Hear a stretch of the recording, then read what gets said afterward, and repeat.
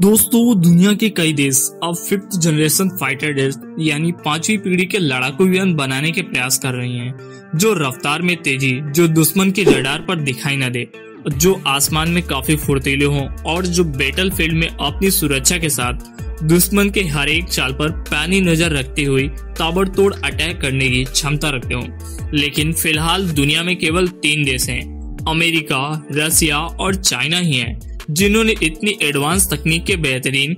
Fighter jets का निर्माण कर लिया है। भारतीय दुश्मन चीन ने जब यह घातक क्षमता हासिल कर ली, तो ऐसे में भारत को भी चीन का मुकाबला करने के लिए 5th जनरेशन फाइटर जेट्स बनाना काफी जरूरी हो जाता है और भारत इस दिशा में काम भी कर रहा है, जो कि 5th जनरेशन फाइटर जेट तेजस मार्क 2 के अलावा अपने एडवांस मीडियम कॉम्पैक्ट एयरक्राफ्ट एमका के निर्माण पर भी काम कर रहा है।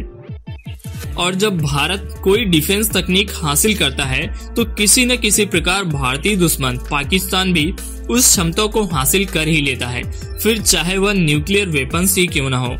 पाकिस्तान भारत के हर एक चीज के काउंटर करने में सफल हो ही जाता है और इस बार तो ऐसा अंदाजा है कि पाकिस्तान न सिर्फ भारत की बराबरी करेगा, बल्कि भारत से पहले ही वह 5th जनरेशन फाइटर जेट्स का निर्माण कर उन्हें अपनी फौज में शामिल कर सकता है। लेकिन एक तरफ जहां भारत 5वीं पीढ़ी के फाइटर जेट एमका के प्रोजेक्ट को शुरू करने के बाद इसकी प्रोग्रेस के बाद एक डिले करता जा रहा है, तो वहीं पाकिस्तान और तुर्की मिलकर अपनी 5th generation fighter jet TITF-X की टेक्नोलॉजी डेमोन्स्ट्रेट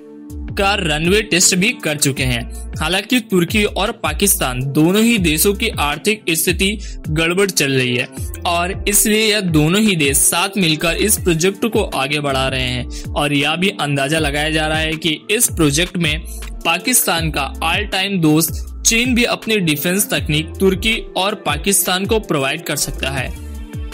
क्योंकि अमेरिका व अन्य नेटो देशों ने पहले ही तुर्की के कृषि से S-400 डिफेंस सिस्टम खरीदने के चलते तुर्की का संग लगाते हुए उसे अपनी S जनरेशन जेट के प्रोग्राम से बाहर निकाला था। इसके अलावा पाकिस्तान और तुर्की दोनों ही देशों के पास पुराने अमेरिकन F-16 फाइटर जेट्स भारी मात्रा में मौजूद हैं, जिनके विकल्प के तौर पर अब यह एक नया और ज्यादा एडवांस फाइटर जेट चाहते हैं। इसलिए तुर्की व पाकिस्तान इसे फर्स्ट इस्लामिक फाइटर जेट के तौर पर डेवलप कर रहे हैं, ताकि वे बाद में इसे अन्य मुस्लिम देशों को भी आसानी से बेचकर उनकी निर्भरता अमेरिका व यूरोपीय देशों पर कम कर सके। वहीं चीन भी तुर्की व पाकिस्तान के साथ मिलकर अपने डिफेंस इक्विपमेंट के लिए भारत विरोधी नए कस्टमर देश प्राप्त कर सकता है। ऐसे में भारत को यदि पाकिस्तान व चीन जैसे अपने प्रतिद्वंदी देशों से इस एडवांस वेपन तकनीक के मामले में पिछड़ने से बचना है, तो उसे जल्द से जल्द इस दिशा में तेजी से आगे कदम बढ़ाने होंगे, क्योंकि जब तक भारत व पाकिस्तान अपनी 5वीं पीढ़ी के लड़ाकू विमान बनाने में कामयाब होंगे, तब तक अमेरिका, रसिया व चाइना जैसे देश 6th जनरेशन फाइटर जेट्स भी डेवलप कर चुके होंगे। फिलहाल इस बारे में आपकी क्या राय है, कमेंट में लिखकर बताइए। साथ ही आगे आप किस टॉपिक पर जानकारी देखना चाहते हैं, अपनी राय कमेंट पर लिखना ना भूलिए। जय हिंद।